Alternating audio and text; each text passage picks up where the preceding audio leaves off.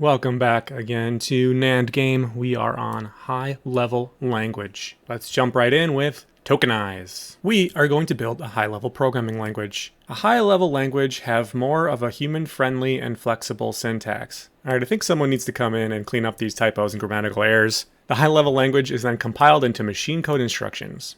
Compilation has 3 stages: tokenizing, which we're on now, parsing, and code generation. The first step, tokenization, breaks a text into units called tokens, representing numbers, keywords, and symbols. There is a lot going on here. Let's just read through it. The tokenizer is pre-configured to recognize numbers and the symbol plus. Configure the tokenizer to additionally recognize the symbols minus and parentheses. Okay, so how do we do this?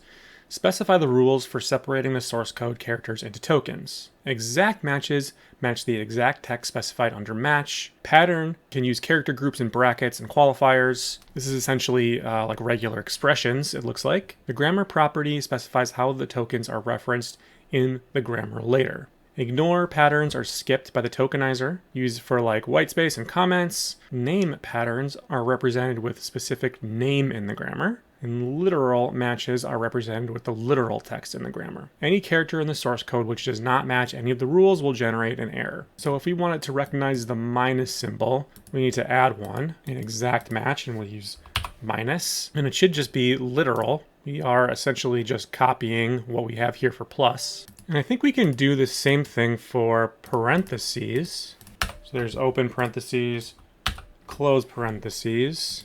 So if we do 2 plus 2 minus 3 in parentheses, we get this, which I believe should work. Let's check solution. Okay, not too bad. Next. The next step is to parse the sequence of tokens into a syntax tree. Define a grammar for the expression involving numbers, parentheses, and the operators plus and minus. The start symbol is expression. An expression should correspond to a number token, an expression plus an expression minus an expression, negative expression, an expression in parentheses. Okay, so we come down here to this grammar section and specify the rules for parsing the token into a syntax tree. On the left is the name of a production. On the right is one or more names of the productions or token. So an expression can be an expression plus a number. An expression can be just a number. We have to add an expression can be an expression plus an expression. I believe we have to do an expression can be minus an expression.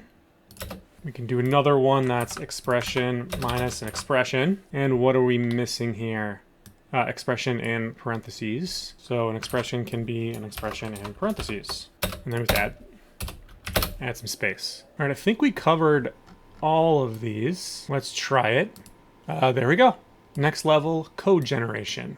The third step in the compilation is to generate machine code from the syntax tree. This is done by associating each syntax rule with a block of assembler code. The compiler then generates the resulting code by traversing the syntax tree, and for each node in the tree, generates the code with the rule. Okay, so we got to define the code generation for the syntax rules of language to support addition and subtraction.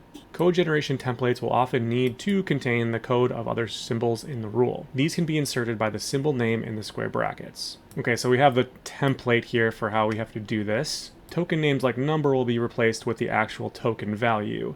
Non-terminals like expression will be replaced by the template for the rule, and done so recursively. Okay, so I think we have to come down here to our syntax rules. Specify the assembler code to generate for the syntax node. The code can contain assembler or macro instructions, and it can embed the code generated by other symbols in the rule. Looks like we need to write all these rules. So we should be able to do expression, add. Oh, and we have to use something like expression 2, it looks like. So I guess we have to label them in that case. And then I believe we have a negate function we can use. And expression minus expression will be the same as add, except we'll just do sub. And I believe expression in parentheses is just expression. Let's try that. Okay, so this doesn't work. Let's see. Maybe we want to add expression of number plus number. And then we can push value number to do number 1 and push value number 2 and then add. Okay, so that works. We probably should do the same thing for subtract. Okay, so we're just going to copy this and do sub. It looks like negate is an unknown instruction. Okay, maybe instead of negate, it's just neg. Right, still getting an error on unknown instruction 3. We must be missing... I think we also need number plus expression. Let's add rule. That'll be the same thing above. And then we probably should do the same thing for subtraction. So our expression should come second here. And I think that covers everything. Let's try it. I see our issue here. We're not actually pushing certain numbers. Gotta add push value to that. Okay, so we have to add push value to all these numbers. So we make sure we're actually pushing them on the stack.